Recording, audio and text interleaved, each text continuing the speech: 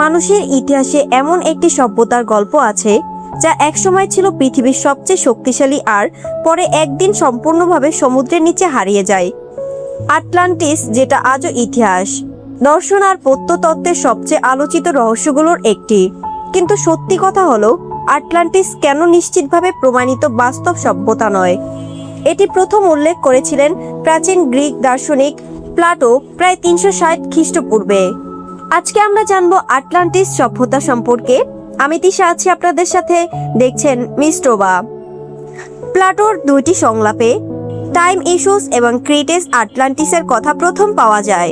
তিনি সেখানে একটি শক্তিশালী দ্বীপ রাষ্ট্রের কথা বলেন, যা ছিল আফ্রিকা ও ইউরোপের চেয়ে অনেক বড় এবং উন্নত। প্লেটোর বর্ণনা অনুযায়ী আটলান্টিস ছিল সমুদ্রের মাঝখানে একটি বিশাল দ্বীপ, যেখানে উন্নত নগর, শক্তিশালী সেনাবাহিনী এবং উচ্চ প্রযুক্তির মতো স্থাপত্য ছিল। তাদের সমাজ ছিল খুবই সংগঠিত, ধনী এবং ক্ষমতাশালী।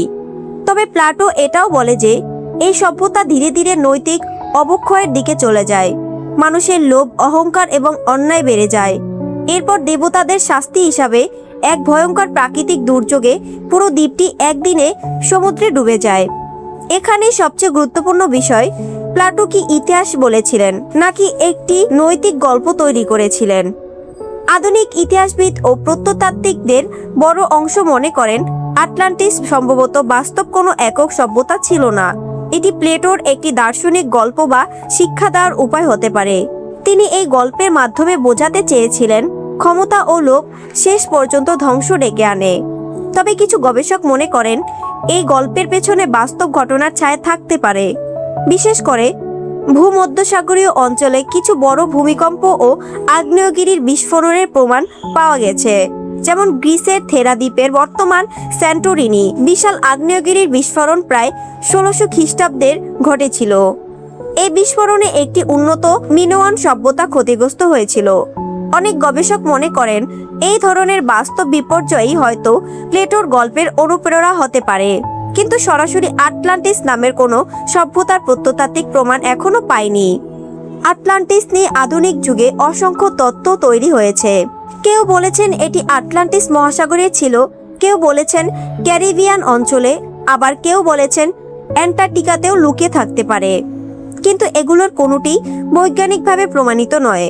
প্রত্নতাত্ত্বিক গবেষণায় এখন পর্যন্ত এমন কোনো নিখুঁত উন্নত হারানো সভ্যতা অস্তিত্ব পাওয়া যায়নি যা প্লেটোর বর্ণনার সাথে পুরোপুরি মিলে যায়।